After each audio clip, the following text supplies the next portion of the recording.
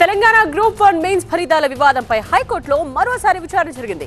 Selected అభ్యర్థులకు postings ఇవ్వద్దన్న single bench ఆదేశాలపై TGPSC హైకోర్టుకు వెళ్లగా ఆ అప్పీల్ను కోర్టు తిరస్కరించింది. అయితే మధ్యంతర ఉత్తర్వులపై పునః సమీక్షించాలని సింగిల్ బెంచ్ను ఆదేశించడం ఆసక్తికరంగా మారింది. ఇందుకే ఏంటి తెలంగాణ గ్రూప్ 1 మెయిన్స్ ఫలితాల వివాదం?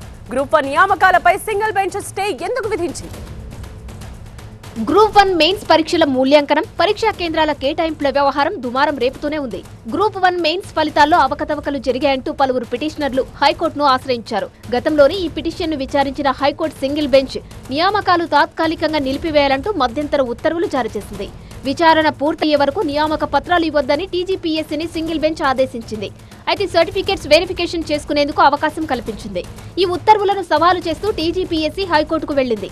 దీనిపై విచారించిన హైకోర్టు ధర్మాసనం టీజీపీఎస్సీ అప్పీల్ను తిరస్కరించింది.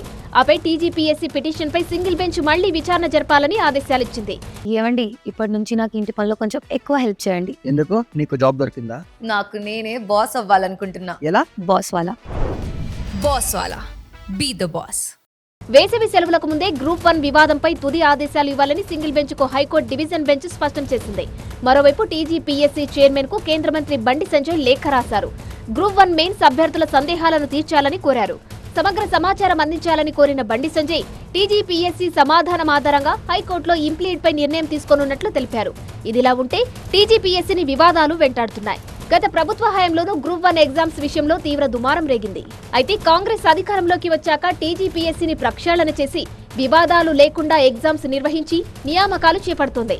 పలు రకాల నోటిఫికేషన్స్ పై ఎలాంటి వివాదాలు లేనప్పటికీ గ్రూప్ 1 విషయంలో మాత్రం మరోసారి గందరగోళ పరిస్థితులు నెలకొన్నాయి.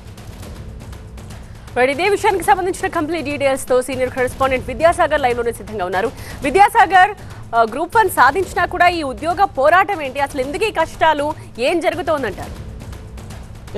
గ్రూప్ 1కి సంబంధించి చివరి అడుగు ఏదైతే సర్టిఫికేషన్ వెరిఫికేషన్ తర్వాత పోస్టింగ్స్ ఇవ్వాల్సి ఉంటుందో ఆ ఒక్క ప్రక్రియ మాత్రమే పెండింగ్ ఉంది. దానికి ఉన్నటువంటి అడ్డంకులు, హైకోర్టులో ఉన్నటువంటి పిటిషన్, ఈరోజు ఆ పిటిషన్ మీద విచారణ కూడా జరిగింది. డెఫినెట్గా ఈ గ్రూప్ 1కి సంబంధించి అక్రమాలు జరిగాయి, అవకతవకలు జరిగాయి, మూల్యాంకనం కావచ్చు, అదేవిధంగా సెంటర్ల కేటాయింపు కావచ్చు, ఇతరత్ర అంశాల మీద పలువురు అభ్యర్థులు హైకోర్టును ఆశ్రయించడంతో సిట్టింగ్ ఏదైతే సింగిల్ బెంచ్ జడ్జి ఉంటారో వారు డెఫినెట్గా దీని మీద పూర్తి విచారణ జరిగి ఆ తుది ఆదేశాలు ఇచ్చే వరకు కూడా పోస్టింగ్ను ఇవ్వద్దు, డెఫినెట్గా ఈ మిగతా ప్రాసెస్ ఏదైతే ఉందో అదంతా పూర్తి చేసుకోవాలని చెప్పిన నేపథ్యంలో ఇప్పటి వరకు సర్టిఫికేట్ వెరిఫికేషన్ ఈ నెల 28వ తేదీ వరకు కూడా కంప్లీట్ చేసుకున్నటువంటి ఏదైతే టీజీపీఎస్సీ ఉందో ఇక తుది ఫైనల్ నిర్ణయం కోసం ఎదురు చూస్తున్నటువంటి వేళ ఈరోజు ఒకసారి విచారణ జరిగి రేపుకి మళ్ళీ వాయిదా పడినటువంటి పరిస్థితి కనిపిస్తుంది. దాంతోపాటు ఈ గ్రూప్ 1 మీద వస్తున్నటువంటి ఆరోపణలు పొలిటికలైజ్ కూడా అయ్యాయి. ఇప్పటికే బీఆర్ఎస్ ఆరోపణలు చేసిన తర్వాత ఈరోజు తాజాగా కేంద్ర మంత్రి బండి సంజయ్ కూడా స్పందించడం జరిగింది. అభ్యర్థులంతా ఆందోళన చెందుతున్నారు. వారంతా కూడా కేంద్ర మంత్రి బండి సంజయ్ని కలవడంతో ఆయన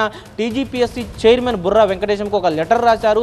అందులో 6 ప్రశ్నలకు సమాధానాలు కావాలి. ఒక 7 రోజుల్లోగా అభ్యర్థులు ఏవైతున్నటువంటి అభ్యంతరాలు ఏవైతున్నాయో వాటన్నిటి మీద కూడా వివరాలు ఇవ్వాలంటూ కూడా ఆయన లేఖ రాసినటువంటి నేపథ్యంలో ఇటు అభ్యంతరాలు వెలుగుతున్న అభ్యర్థుల విషయంలో నివృత్తి చేసిన తర్వాత ఇటు టీజీపీఎస్సీకి హైకోర్టు నుంచి ఎలాంటి ఆర్డర్స్ రాబోతున్నాయి, ఫైనల్ జడ్జిమెంట్ వచ్చిన తర్వాతే పోస్టింగ్స్ ఇవ్వాలి. కాబట్టి ఇదంతా కూడా ఒక ఉత్కంఠ క్షణాలు అయితే నెలకొన్నాయి. ఇప్పటికే 1:3 నిష్పత్తిలో సర్టిఫికేషన్ వెరిఫికేషన్ పూర్తి చేసి పోస్టింగ్స్ ఇవ్వడానికి టీజీపీఎస్సీ సిద్ధంగా ఉన్న వేళ వివాదాలు మాత్రం ఇంకా వీడలేదని చెప్పాలి. రేపు మరొకసారి హైకోర్టులో విచారణ జరిగిన తర్వాత ఎలా ఉండబోతున్నది మాత్రం వేచి చూడాల్సిన పరిస్థితి నెలకొంది.